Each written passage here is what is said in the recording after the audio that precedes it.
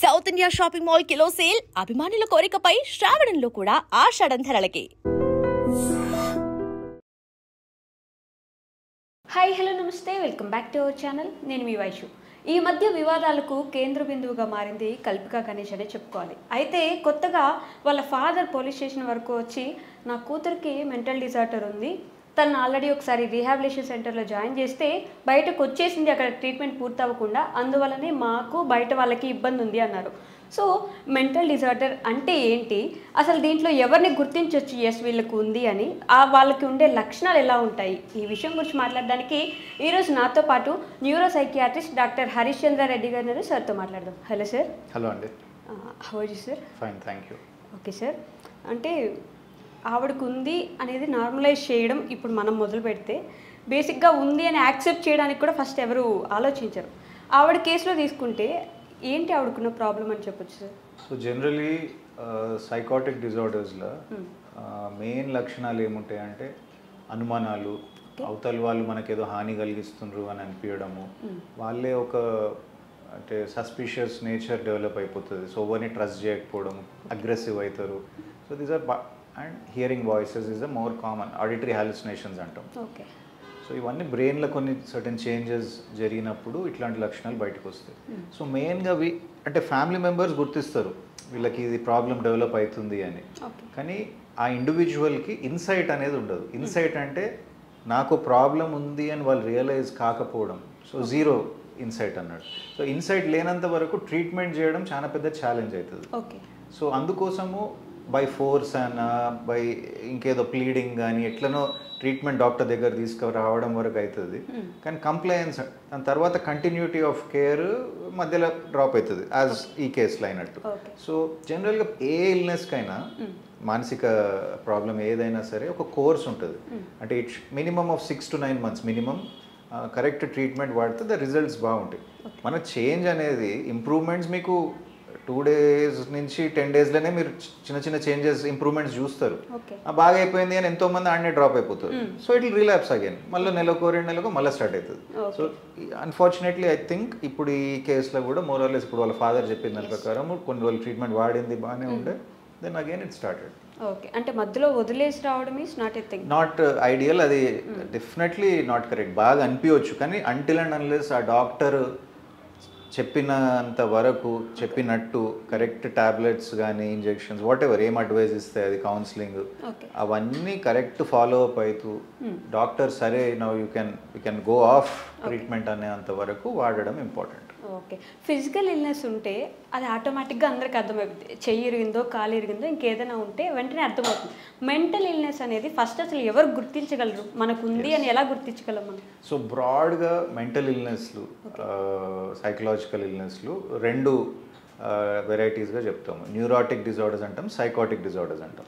So గుర్తించడానికి మనం I'm sure మన దగ్గర వాళ్ళల్లో కూడా మనం ఎంతో కొంత చూసిండొచ్చు. సో తెలియక దాన్ని మిస్ అవుతాము, ఎంతో సఫరింగ్ ఇంటర్నల్గా సఫర్ అవుతూ ఉంటారు. సో న్యూరాటిక్ డిజార్డర్స్లో మీరు depression, anxiety, obsessive compulsive disorder, phobic disorders, panic disorders ఇవన్నీ ఉంటాయి. సో భయాలు అంటే అన్రీజనబుల్ భయాలు. అమ్మో నాకేమన్నా అయిపోతుందేమో, అమ్మో హైట్ నుంచి చూస్తే నాకు తిప్పినట్టు అవుతుంది, అమ్మో క్లోజ్డ్ రూమ్లో నాకు ఒక రకమైన భయము, ఇవన్నీ ఫోబియాస్, యాంగ్జైటీ డిజార్డర్స్. డిప్రెషన్ మీకు తెలిసినట్టే లో మూడ్, దేనిపైన ఆసక్తి ఉండకపోవడం, నిద్ర డిస్టర్బెన్స్ కావడం. అబ్సెసివ్ కంపల్సివ్ డిజార్డర్ కూడా ఇవాళ రేపు చాలా దాని గురించి డిస్కషన్స్ అవుతున్నాయి కాబట్టి, అంటే పదే ఒకటే ఆలోచన రావడము, కడిగిందే మళ్ళీ కడగాలనిపించడము, నీట్నెస్ ఎక్కువ మెయింటైన్ చేయడము, ఆర్డర్లీనెస్ ఇది ఇట్లా కాదు ఇట్లా స్ట్రేట్గానే పెట్టాలి. సో అదొక రకమైన. సో ఇవన్నీ ఓసిడి, ఇవన్నీ మనము ఇన్ అ వే ఏంది నువ్వు అట్లెందుకు థింక్ చేస్తున్నావు, బాయ్ నువ్వే గట్టిగా ఉండాలి, నువ్వే బలంగా ఉండాలి అని మనం అనేసరికి ద వన్ హూ సఫరింగ్, అయ్యో నేను ఇట్లా ఎవరికైనా ఎక్స్ప్రెస్ చేస్తే నన్ను వీక్ అనుకుంటుండ్రు, నాతో అయితలేదని అనుకుంటుండ్రు అని చెప్పలేని పరిస్థితి. సో ట్రీట్మెంట్కి నాకు ట్రీట్మెంట్ కావాలంటే పక్కన వాళ్ళు దీనికి ట్రీట్మెంట్ ఏంది, కాలిరిగింది దానికి ఏమన్నా ఏమైంది దీనికి, they go in this tone. It could be even your immediate parents పిల్లలే అనొచ్చు. సో ఆ ఇంటర్నల్ సఫరింగ్ చాలా ఎక్కువైపోతుంది. బికాజ్ అంటిల్ అండ్ అన్లెస్ అది ట్రీట్ చేయనంత వరకు ఇట్ వోంట్ గో అవే. ఎందుకంటే బయాలజీ బ్రెయిన్లో కొన్ని చేంజెస్ జరగడం వల్ల అట్లా థాట్స్ వస్తాయి, అట్లా భయాలు వస్తాయి. వాడేదో వీక్ కాదు, స్ట్రాంగ్ కాదు. ఈవెన్ పెద్ద బాడీ బిల్డర్ కూడా ఇట్లాంటి చిన్న భయాలు, బాత్రూమ్ పోవాలంటే భయం కూడా ఉండొచ్చు. So nobody is immune. So అవి న్యూరాటిక్ డిజార్డర్స్. సైకాటిక్ డిజార్డర్స్ అంటే ఇప్పుడు ఫర్ ఎగ్జాంపుల్ ఈ this girl is suffering with paranoid schizophrenia అంటాము. అనుమానాలు లేనిది ఉన్నట్టుగా అనిపించడము, ఓరో నన్ను ఏదో హాని చేస్తారు అని అనిపించడము, నా ఎంబడి పడుతుండ్రు అని అనిపించడము, అందరు నా గురించి మాట్లాడుకుంటుండ్రు అని అనిపించడం. ఇంకొకటి బైపోలార్ డిజార్డర్ అని ఉంటుంది. అంటే చాలా ఎక్స్ట్రీమ్ గ్రాండియోస్గా థింక్ చేయడం, నా అంత తోడు లేడు అని విపరీతంగా డబ్బులు ఖర్చు పెట్టేయడము, విపరీతంగా రిస్క్ టేకింగ్ బిహేవియర్ పెరిగిపోవడము. ఇది ఒక రకమైన manic disorder, bipolar disorder. So delusional disorders ఉంటాయి. ఇంకోటి స్పెసిఫిక్గా హస్బెండ్ వైఫ్ని సస్పిషన్ చేయడం. ఐమ్ షూర్ మీరు స్టోరీస్ వినిండొచ్చు, తెలిసిన వాళ్ళు. ఊకే అనుమానం చెప్తాడు, ఎవరితో మాట్లాడినా అనుమానం చెప్తాడు, వాళ్ళు మా ఇద్దరికి అఫేర్ అని అంటగడతాడు, ఇట్లాంటి. ఇది ఒక డెల్యూజనల్ డిజార్డర్. సో ఇవన్నీ బ్రాడ్ కేటగిరీస్గా చెప్తున్నా. సో ఈ లక్షణాలు మనము గుర్తిస్తే మన దగ్గర వాళ్ళ ఫీల్ ఫ్రీ. ఏం లేదు అని తెలుసుకోవడానికైనా ఒక డాక్టర్ని కన్సల్ట్ చేయండి. ఏం లేదు అని మనం అనుకొని ఇంతున్నప్పుడు ట్రీట్ చేసి ఈజీ కదా, అది చాలా పెద్దగా అయిపోయినాక ట్రీట్ చేయడం కన్నా just visit the doctor, it's okay. Okay, అంటే బేసిక్గా పొద్దున్నుంచి నైట్ వరకు మనిషి ఫుల్ నవ్వుతూనే ఉంటారు, బాగుంటారు, వాళ్ళ పనులు వాళ్ళు చేసుకుంటున్నారు. సడన్గా నైట్ అయ్యేసరికి లేకపోతే పొద్దున అయ్యేసరికి దే ఆర్ డెడ్, సూసైడ్ చేసుకొని చనిపోయారు, ఇలాంటి కాసెస్ మనం వింటూనే ఉంటాం కదా. ఏమై ఉండొచ్చు reason? So yeah, recently actually I think the rates of suicide, at least reporting of suicides చాలా ఎక్కువైంది. మన రీసెంట్ ఒక న్యూస్ యాంకర్ కూడా అయింది కదా. అంటే ఇంపల్సివ్గా సూసైడ్ చేసుకోవడం చాలా తక్కువ అండి. అంటే నాకు ఇవాళ దాకా నేను హ్యాపీగా ఉన్నా, రేపు నాకు హ్యాపీగా లేదు అనేది యూజువల్లీ లో. ఇట్ బిల్డ్స్ అప్ స్లోగా. వాళ్ళు ఒక ప్లాన్ వేసుకుంటారు. వాళ్ళు బయటికి మనకు కనపడవచ్చు, but internally they are suffering. So నేను ఇంతకుముందు అదే చెప్పినా కదా, నేను ఇట్లా నాకు ఇది బాధ అనిపిస్తుంది, నాకు ఇట్లా అనిపిస్తుంది అని ఎవరు చెప్పుకోలేక ఇంటర్నల్ సఫరింగ్ ఎంత అయిపోతుంది అంటే లైఫ్ హోప్లెస్ అనిపిస్తుంది. ఇంకా నయం అయ్యేది లేదు. మీ క్వశ్చన్ ఏంది, వాళ్ళు డే అంతా బాగానే హ్యాపీగానే కనిపించింది కదా మనకి అంటే, we don't know internally what they are suffering with. Even we look normal, we have our own stressors. కానీ వీ డోంట్, ప్రతి ఒక్కరికి స్ట్రెస్ అనేది ఉంటుంది. సమ్ పీపుల్ హ్యాండిల్ చేసే ఓపిక దాటిపోతుంది, హ్యాండిల్ చేయలేని అంటే స్ట్రెంగ్త్ ఉండదు ఇంకా. So they take ultimate decision తీసుకుంటారు వాళ్ళు. ఓకే, సో వీళ్ళని కూడా మనం ఈ కేటగిరీలో as severely depress, severely suicidal is a very important. అంటే ట్రీట్ చేయడం అంటే సూసైడ్స్ కూడా సమ్టైమ్స్ మిస్ అవుతాం. పేషెంట్స్ అంత బాగానే ఉంది అనుకొని కూడా పోయి సూసైడ్ చేసుకోవచ్చు అవి. బట్ జనరలీ డాక్టర్ దగ్గరకు వస్తే కొన్ని క్వశ్చన్స్ అడుగుతారు, కొంచెం హిస్టరీ తీసుకుంటారు. సో దాన్ని బట్టి ఓకే ఎక్కడనో ఇది ఉంది ఏమో అని మేము టాబ్లెట్ డోస్ అడ్జస్ట్ చేయడం కానీ ఇంకేదైనా కౌన్సిలింగ్ అడ్వైజ్ చేయడం కానీ చేస్తాం. ఓకే, సూసైడల్ అంటే ఈమె కూడా ఆల్రెడీ 2 times ఈ సూసైడ్ చేసుకోవడానికి ప్రయత్నించింది అని వాళ్ళ నాన్నగారు చెప్పడం జరిగింది. సూసైడ్ చేసుకుందాము అనుకునే వాళ్ళు ఏదో ఒక రోజు ఎవరు లేని టైం చూసేసుకొని చేసుకునే అవకాశాలు. యూజువలీ సూసైడ్ రిస్క్ అసెస్మెంట్ అనేది ఉంటుందండి. సో కొన్ని అంటే పారామీటర్స్ ఉంటాయి. ఈ ఓవర్ సూసైడ్ చేసుకునే రిస్క్ ఎక్కువ ఉంది అని, అంటే లోన్లీగా ఉన్నవాళ్ళు, ఫ్యామిలీ రిలేషన్షిప్స్ గొప్పగా లేని వాళ్ళు, సింగిల్గా ఉన్నవాళ్ళు, ఆల్కహాలిజం డ్రగ్ యూజ్ ఎక్కువ ఉన్నవాళ్ళు, family history of suicides, family history of depression ఉన్నవాళ్ళు, previous attempts of suicide like this, they are all definitely normal population కన్నా ఎక్కువ రిస్క్ ఉన్నట్టే. So you can't rule out. 2 times attempt చేసింది అంటే she's definitely at risk for attempting again. So we should be కొంచెం guarded, treatment కరెక్ట్గా చేయడం అనేది very important. And mental ఇల్నెస్కి ఏజ్ ఫ్యాక్టర్ ఏమైనా ఉంటుందా, అంటే ఈ ఏజ్ వాళ్ళకే వస్తుంది అలా? లేదండి, mental illness just like any other health illness. మన ఎవ్వరికైనా మనకి ఫీవర్లు రావచ్చు, కాఫ్లు రావచ్చు, orthopaedic problems, leg pain, neck pain, back pain ఎట్లా వస్తాయో, ఏజ్కి, జెండర్కి, ఎకనామిక్ స్టేటస్కి, ఎడ్యుకేషన్కి, ఈ వేటికి సంబంధం లేదు, రీజన్కి. ఎవ్వరికన్నా మానసికమైన మెంటల్ ఇల్నెస్ ఎవ్వరికైనా రావచ్చు. అండ్ ఎడ్యుకేషన్కి అస్సలే సంబంధం లేదు. ప్లీజ్ రిమెంబర్, బికాజ్ చదువు తక్కువ ఉన్నోనికి రావచ్చు, అబ్సల్యూట్ 2-3 డిగ్రీలు చేసినోనికి కూడా రావచ్చు. So nobody is immune to this problem. Okay, what exactly is mental illness అంటే ఏం చెప్పగలరు సార్? అయితే WHO వరల్డ్ హెల్త్ ఆర్గనైజేషన్ డెఫినేషన్లో ఎట్లా రాస్తారు అంటే సైకో సోషల్ ఓకే ఫిజికల్ ఈ 3 పారామీటర్ ఈ 3 లెవెల్స్లో ఒక మనిషి డీవియంట్గా అంటే లేనప్పుడు హెల్తీగా ఉన్నట్టు usually that's how it's explain. Okay so mental illness ఏంటి అంటే నేను నా రోజువారీ పనులు, నా పర్సనల్ లైఫ్, నా ప్రొఫెషనల్ లైఫ్, నా సోషల్ లైఫ్, ఓకే ఈ మూడిట్లో ఎక్కడనో నేను నా ఫుల్ ఫంక్షనింగ్ లేదు అన్నప్పుడు, అంటే ఆ ఫుల్ ఫంక్షనింగ్ లేకపోవడానికి కారణము it could be the mood, it could be just panic. ఈ వీటి వల్ల నేను ఎక్కడనో నా 100% ఫంక్షన్ చేయలేకపోతున్నా, అంటే నా ఫ్యామిలీతో హ్యాపీగా ఉండలేకపోతున్నా, ఇప్పుడు నా జాబ్తో హ్యాపీగా ఉండలేకపోతున్నా, లేకపోతే సోషల్గా నలుగురిలో హ్యాపీగా ఉండలేకపోతున్నా అన్నప్పుడు then you regard it as a illness. Mental illness can be anything which may cause ఈ 3 ఫ్యాక్టర్స్లో ఏదైనా డిస్టర్బెన్స్ చేసినప్పుడు. ఓకే ఈ 3 ఫ్యాక్టర్స్లో ఏదున్నా సరే మెంటల్ ఇల్నెస్. మెంటల్ ఇల్నెస్ అంటే మెంటల్ ఇల్నెస్ కారణంగా ఇప్పుడు కాళ్ళు మనది మంచిగా లేకపోయినా మనం జాబ్ చేయలేకపోతుంది, చెవు కరెక్ట్ వినకపోయినా చూపుల ప్రాబ్లం. సో ఇవన్నీ దానికి అంటే ఐకి సంబంధించి దానివల్ల యు ఆర్ అన్వెల్. సైకలాజికల్గా మెంటల్ ఇల్నెస్ ఏంటి అంటే మన థాట్స్ మన కంట్రోల్ లేకపోవడము, రెగ్యులర్ నార్మల్ థాట్స్ కాకుండా ఇంకేదో రావడము, ఇవి ఏ వచ్చినా కానీ మెంటల్ ఇల్నెస్. ఓవర్ కోపంగా ఉండే వాళ్ళని కూడా ఎస్ డెఫినెట్గా. ఓవర్ కోపం అంటే ఆడ రీజనబుల్ కాజ్ లేదు నీకు అంత కోపం రావడానికి అన్నప్పుడు డెఫినెట్గా అది కోపమే. అంటే హూ డిసైడ్స్ ఓవర్ ఎంత దీనికి ఇంత కోపమే రావాలి అని ఓవర్ డిసైడ్ చేస్తారు అని కాదు, బట్ ద ఇంటెన్సిటీ, ఫ్రీక్వెన్సీ, ఇక పదే ఒకటే కోపం వస్తుంది, కొట్టేసేంత కోపం వస్తుంది, చేతిలో ఉంటే ఇసిరేసేంత కోపం వస్తుంది అన్నప్పుడు definitely it's a problem again. Okay so ఇప్పుడు మెంటల్ ఇల్నెస్ ఉన్న వాళ్ళకి నార్మల్గా హౌ ఆర్ యూ అని అడిగితే ఎవరైనా నార్మల్ పర్సన్స్ అయితే ఐఎమ్ గుడ్ అంటారు. కొంతమంది నాకేమైంది నేను బాగానే ఉన్నా కదా ఎందుకు అలా అడిగావు ఇలా క్వశ్చన్ చేస్తే ఎస్ అది అదొక రకమైన, అంటే ఇట్ కుడ్ బి సంబడి ఇంతకుముందు అన్నా కదా సస్పిషియస్గా కొందరు ఉన్నవాళ్ళు ప్రతి దాంట్లో ఒక డౌట్ వెతుకుతారు. వాడు నన్ను చూసి ఎందుకు నవ్విండు, లేకపోతే వీడు నన్ను ఎందుకు చూసి హలో చెప్పలేదు, వీడు హలో అని హౌ ఆర్ యూ అని అడగాల్సిన అవసరం ఏముంది. So everything they look in a suspicious manner. So అదొక పర్సనాలిటీ టైప్.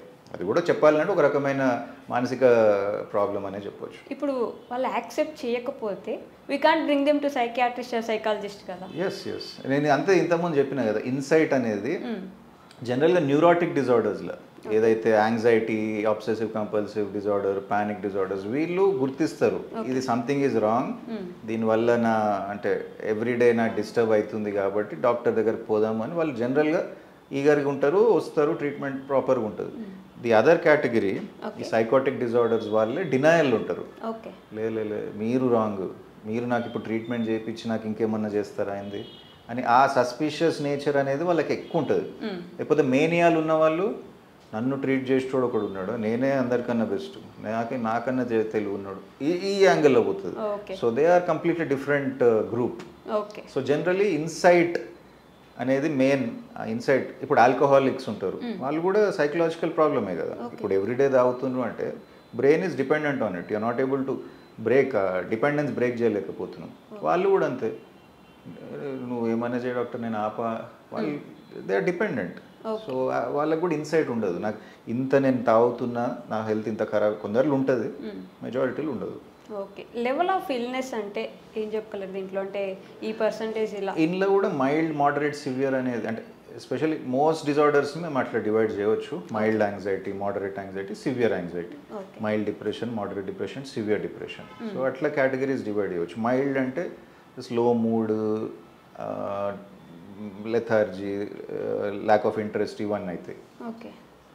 ఇక మోడరేట్ టు సివియర్ అంటే ఈ సూసైడల్ ఫీలింగ్స్, డిప్రెషన్లో నేను చెప్తున్నా, సూసైడాలిటీ పెరిగిపోవడము, సెల్ఫ్ కేర్ పూర్వడం, స్నానం చేయాలన్నా, మంచం నుంచి దిగాలన్నా ఎక్స్ట్రీమ్ కష్టం అనిపించడము, బద్ధకం కన్నా ఇంకా సివియర్ కష్టం, మనసులో జస్ట్ గివింగ్ అప్ అలాంటి మెంటాలిటీకి పోతారు. సో దట్ ఈస్ అట్లా డివైడ్ చేస్తాం. స్ట్రెస్ని కూడా దీంట్లో పరిగణించవచ్చు అంటే stress is a contributing factor, but just somebody having stress doesn't mean like having a mental illness. Stress we all face different times la different కారణాల వల్ల స్ట్రెస్ మనం అందరం ఫేస్ చేస్తాం కానీ జస్ట్ నాకు స్ట్రెస్ ఉంది డాక్టర్ ఏం చేయాలంటే will suggest some other things stress మేనేజ్మెంట్కి కానీ repetitive stress can definitely lead to mental disorders. Okay, unnoticed mental illness ఏమైనా ఉంటుందా? ఇప్పుడు సూసైడ్స్ కూడా మీరు చెప్పాలంటే ప్రాబబ్లీ మనం సూసైడ్ని అంటే వెనుకకు పోయి రెట్రోగ్రేడ్గా మనం చూస్తే అరే అవును వీళ్ళు అప్పుడు అట్లా అన్నారు కదా, ఆ మాట అన్నారు కదా, వీడు జాబ్కి 1 month లీవ్ పెట్టిండు కదా, అప్పుడు వీడు అసలు సన్నగా చాలా వెయిట్ లాస్ అయ్యిండు కదా అని తర్వాత మనకు తెలుస్తుంది. సో ఇట్ వాజ్ ఆల్ అన్నోటిస్డే చెప్పాలంటే.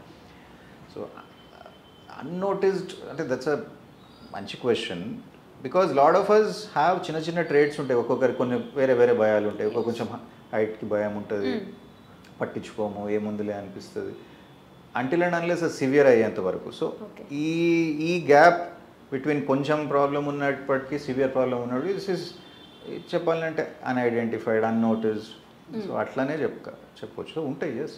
Okay, what kind of treatments అంటే ఎలాంటి ట్రీట్మెంట్స్ ఉంటాయి ఈ ఇల్నెసెస్లో? ఇప్పుడు ఫర్ ఎగ్జాంపుల్ ఆవిడ కేసు తీసుకుంటే షీ సఫరింగ్ ఏంటి, నన్ను అందరూ గుర్తించాలి అనేది కూడా ఎవరు అయినా గుర్తించకపోయినా ప్రాబ్లమే, అందరూ గుర్తిస్తున్న ప్రాబ్లమే అలా ఉంది కాబట్టి ఎలాంటి ట్రీట్మెంట్ ఇవ్వగలం అలాంటి వాళ్ళకి? తనలా అంటే బికాజ్ అగ్రెసివ్గా ఉంటుంది, కాన్ఫ్రంటేషనల్గా ఉంటుంది, ప్రతి దగ్గర కొంచెం గొడవలు పెట్టుకోవడము ఇట్లాంటిది కాబట్టి ఐడియల్గా అయితే I think in patient care ఆమెకి బెటర్ అని అనిపిస్తుంది. ఎందుకంటే అవుట్ పేషెంట్ బేసిస్లో తనని ట్రీట్ చేస్తే 2 days ట్యాబ్లెట్ వేసుకుంటుండొచ్చు, 2 days వేసుకోకపోవచ్చు. సో ట్రీట్మెంట్ ప్రోగ్రెస్ ఉండదు మంచిగా.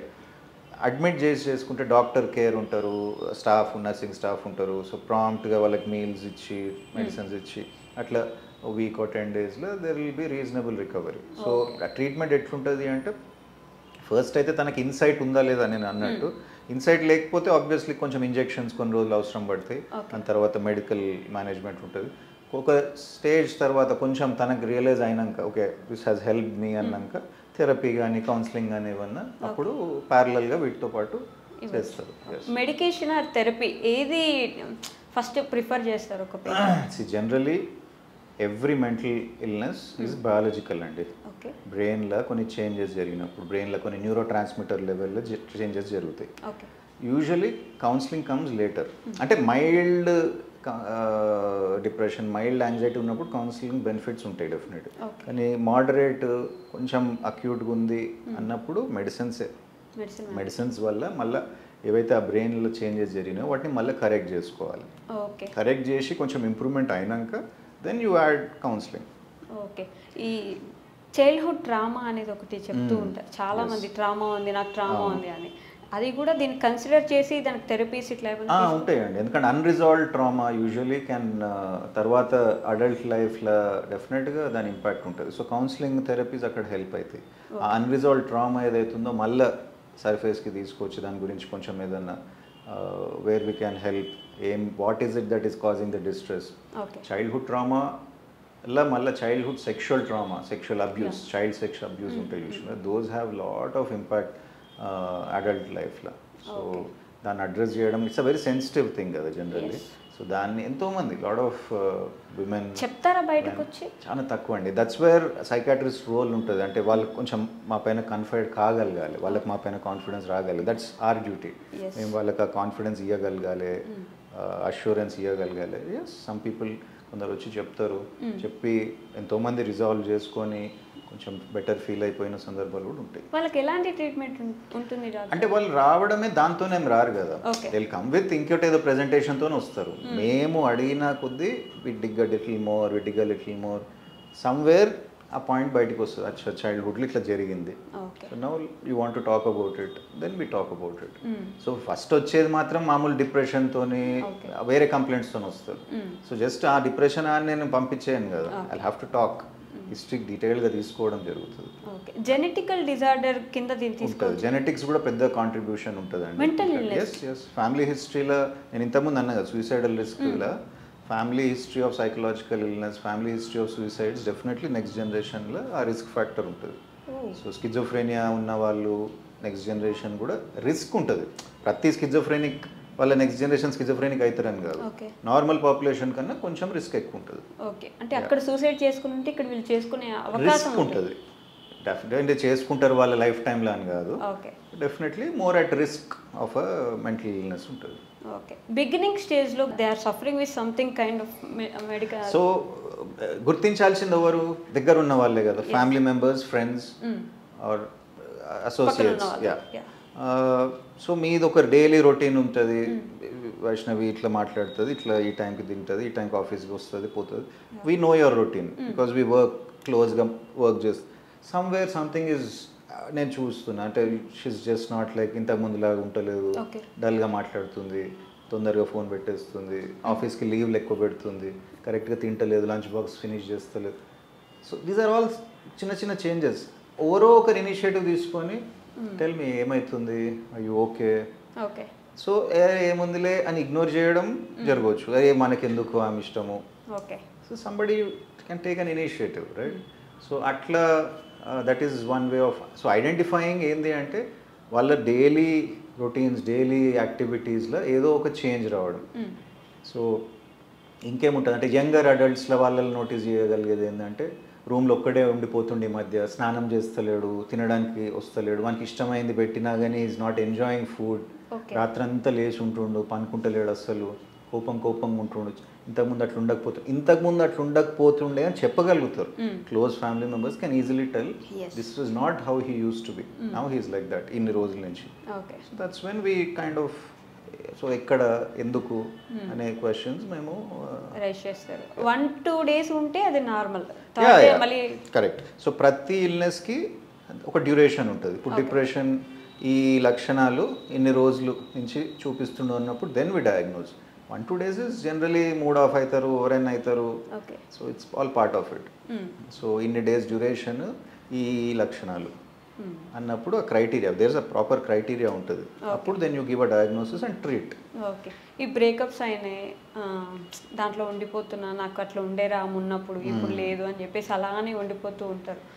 Will that lead to something else? అంటే క్యాన్, ఇట్ డిపెండ్స్ ఆన్ అంటే ఇండివిజువల్ పైన డిపెండ్ అయి ఉంటాయి. ఇప్పుడు బ్రేకప్స్కి అంటే అట్లీస్ట్ మనకి సినిమాలలో ప్రొజెక్ట్ చేసేది చాలా ఏదో డిప్రెస్ అయిపోయి ఆల్కహాలిక్ అయిపోయి అట్లాంటి, it depends. And some people move on, some people వైజ్గా ఉంటారు, మంచి బ్రేకప్ అవుతుంది, అదే మూవ్ ఆన్. కానీ జనరలీ అంటే breakup is generally adjustment disorder. అంటే దే హ్యావ్ బీ కలిసి ఇన్ని రోజులు ఉన్నారు, సడన్గా చేంజ్ కదా లైఫ్లో. ఇప్పుడు ఆ అమ్మాయివో అబ్బాయి whatever, now she's not in my life, so నా డే ఈజ్ డిఫరెంట్. సో ఆ అడ్జస్ట్మెంట్లో people get affected. Some people can adjust, some people cannot adjust. So ఒక మనిషి చనిపోతే, ఇప్పుడు బ్రేకప్ ఈజ్ సంథింగ్ ఎల్స్, చనిపోవడం అసలు పూర్తిగా డిఫరెంట్. ఆ మనిషిని తలుచుకొని అలానే ఉండిపోయి డ్రింకింగ్ అలవాటు పడే వాళ్ళు కూడా ఉంటారు కదా. ఉంటారు. ఇప్పుడు death is an inevitable thing కదా, డెత్ అందరికి వస్తుంది. సో డెత్ని ఎట్లా హ్యాండిల్ చేస్తాం అనేది దిస్ అ మెథడ్. అంటే గ్రీఫ్ అంటాం కదా, మౌర్నింగ్ అంటాము, ఆ పీరియడ్ ఉంటుంది. సో మన సొసైటీలో, మన కల్చర్లో జనరల్గా ఇప్పుడు మీరు అంటే రిలేషన్షిప్స్లో అంటున్నారా లేకపోతే జనరల్గా ఎవరైనా? సో ఇన్ జనరల్ మనకి ఎందుకు ఈ 3rd day 5th day 10th day ఇట్లా పెట్టుకుంటారు కదా, దట్ ఈస్ మార్నింగ్ ఆ గ్రీఫ్ పీరియడ్లో మనకి సపోర్ట్, మన ఫ్యామిలీ వాళ్ళ దగ్గరకు వచ్చి కొంచెం మనతో టైం స్పెండ్ చేసి మేము ఉన్నాము అన్న భరోసా ఇట్లా ఇచ్చుకుంటే ఆ పెయిన్ అనేది మెల్లగా యూ గెట్ ఓవర్ ఇట్. మళ్ళీ పోయిన వాళ్ళ గురించి రెమినిస్ చేసుకుంటే, వాళ్ళు మంచి టైం స్పెండ్ చేసినాయి అవన్నీ మళ్ళీ ఒకసారి రిఫ్రెష్ చేసుకుంటే ఆ పోయిన బాధ అనేది కొంచెం కవర్ అవుతూ మెల్లగా మన ఎవ్రీడే లైఫ్లోకి మళ్ళీ we come back. So that is the whole ఈ ఏమంటారు ఈ ఈవెంట్స్ చేయడానికి తర్వాత మంత్ అట్లా చేస్తూ ఉంటారు కదా. ఇక కొందరు they can't take it like I said. So వాళ్ళని పాథలాజికల్ గ్రీఫ్ అంటాం. గ్రీఫ్ పీరియడ్ అనేది మనం ఒక రఫ్గా ఇన్ని రోజులు 2 months 3 months ఏదో ఆ బాధలు అట్లా ఉంటాం, దాని తర్వాత యూ మూవ్ ఆన్. కొందరు ఎక్స్టెండెడ్గా 6 months 1 year ఇప్పుడు మీరు అన్నట్టు అది అవుతున్నా కొద్దీ then that is a problem. అదొక సైకలాజికల్ ప్రాబ్లం, పాథలాజికల్ గ్రీఫ్. దాంట్లోనే ఇంకొక రకం, వాళ్ళు చనిపోయినా కూడా వాళ్ళు పక్కనే ఉన్నట్టు, మనతో మాట్లాడుతున్నట్టు కొంతమంది బిహేవ్, అదిగో అమ్మ చెప్తుంది నాకు అని మాట్లాడుతుంటారు కొంతమంది. అంటే కొన్ని ఇమ్మీడియట్గా అట్లాంటివి జరగవచ్చండి, అక్యూట్గా ఇమ్మీడియట్ ఎవరైనా దగ్గరి వాళ్ళు, it could be parents or children or spouse, wife or husband, అట్లా అయినప్పుడు యూ కైండ్ ఆఫ్ అంటే ఆ స్లీప్ డిస్టర్బెన్సెస్ వల్ల, స్లీప్ రాక కొంచెం డిజోరియంటెడ్ అవుతారు, పక్కనే ఉన్నట్టు ముందటనే ఉన్నట్టు మాట్లాడినట్టు. బట్ విత్ టైమ్ అది జనరలీ ఫేడ్ అయిపోతుంది. కానీ ఒకవేళ అది కూడా ఎక్స్టెండెడ్ పీరియడ్లో అయితే దెన్ అగైన్ దాన్ని ప్రాబ్లం లాగా చూడాలి. Okay, suffering is personal, let him suffer అని ఒక సినిమాలో డైలాగ్ ఉంటుంది. కైండ్ ఆఫ్ అర్జున్ రెడ్డి సినిమాలో డైలాగ్ ఉంటుంది, suffering is personal Gautam, let him suffer. So మనం should we let them suffer అంటే వదిలేయొచ్చా? అలాంటిది ఏదైనా ఒక ఫేజ్ ఉన్నప్పుడు వదిలేయడం, end of the day no one, ఇప్పుడు I can't forcefully treat a person, right? Until and unless తన వల్ల ఇతరులకి వేరే వాళ్ళకి ఏదన్నా ప్రాబ్లం హాని అవుతుంది అనేది తప్ప. ఎస్ డెఫినెట్లీ, అంటే అందులో కూడా ఐ థింక్ మీ క్వశ్చన్స్ ఆడించే లీడ్ అయినట్టున్నాయి. బ్రేకప్ ఇదంతా suffering is personal clearly. The only thing అక్కడ కూడా వాళ్ళ ఫాదర్ చెప్తాడు కదా గో టేక్ అ బ్రేక్ అని. So somebody had to intervene కదా, ఎవరో ఒకరు మేబీ అంటే వాళ్ళ గ్రాండ్ మదర్ చనిపోవడం ఇవన్నీ ఉంటాయి. So something changes in him. So అప్పటి వరకు he was suffering, he was destroying himself. Change వచ్చినప్పుడు అయినా కానీ ఫాదర్ ఇంటర్వ్యూన్ చేసిండు, నువ్వు just take a break, just go out of somewhere ఎక్కడకన్నా. So somebody had to intervene. You can't say entirely personal one నేను ఇచ్చిపెట్టేసినాను కాదు. For a while they left him alone. But ya, as long as he's functioning, ఆయన సైడ్కి ఆయన నుంచి ఏం problem లేదు అన్నప్పుడు you give it some more time, give it time. అక్కడ కూడా వాళ్ళు ట్రై చేస్తారు, వాళ్ళ బ్రదర్ అది ట్రై చేసినట్టు చూపిస్తారు. కానీ I think I will agree with that to some degree. Okay, so మీరు ఏం చెప్పగలరంటే మెంటల్ ఇల్నెస్ ఉన్న వాళ్ళని షుడ్ వి నార్మలైజ్ ఇట్, అంటే ఇది బాగా పాపులర్ అవ్వాలి, వాళ్ళు కూడా డాక్టర్స్ దగ్గరికి రావాలి?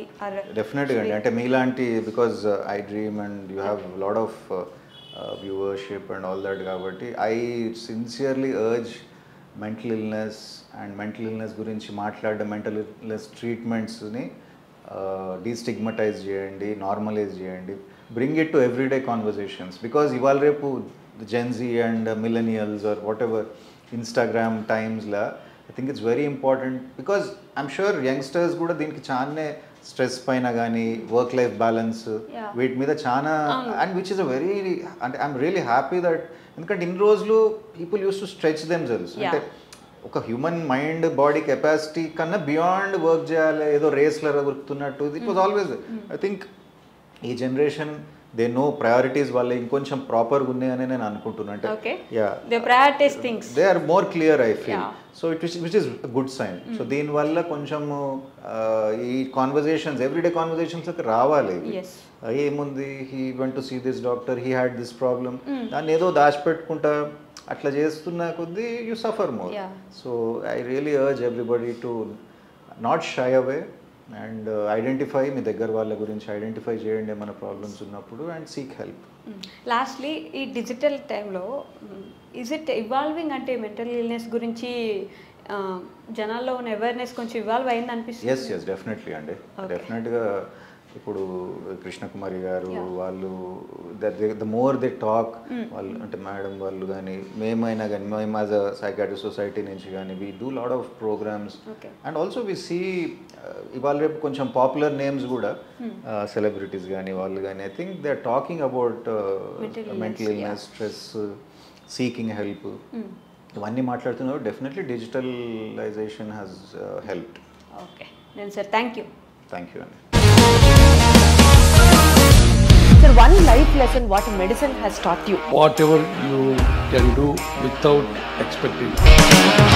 But I really believe మన పాజిటివ్ యాటిట్యూడ్ ఉంటేనే మనం ఏదైనా సాధించగలం. గట్ని మనం కరెక్ట్గా డీల్ చేసినట్లయితే అది మనకి పాజిటివ్ హార్మోన్స్ని రిలీజ్ చేస్తుంది. షుగర్ వచ్చిన వాళ్ళ పరిస్థితి ఏంటి? పొట్ట దగ్గర పెరిగితే దాన్ని ఆండ్రాయిడ్ అంటారు, ఆండ్రాయిడ్ ఫోన్ కదా. అసలు థాట్స్ ఎందుకు వస్తాయి? బ్రెయిన్ డెడ్ అంటే దానికి ప్రపంచం అంతా కూడా కొన్ని నిర్దిష్టమైనటువంటి లక్షణాలు. మానసికంగా ధైర్యంగా ఉంటే క్యాన్సర్ జయించవచ్చు. You are a doctor for a cause, sir. అంతే. వాళ్ళకు వచ్చిన ఆదాయం కాకుండా ఫ్రీ సర్వీస్ ఎంతమందికో చేస్తుంది.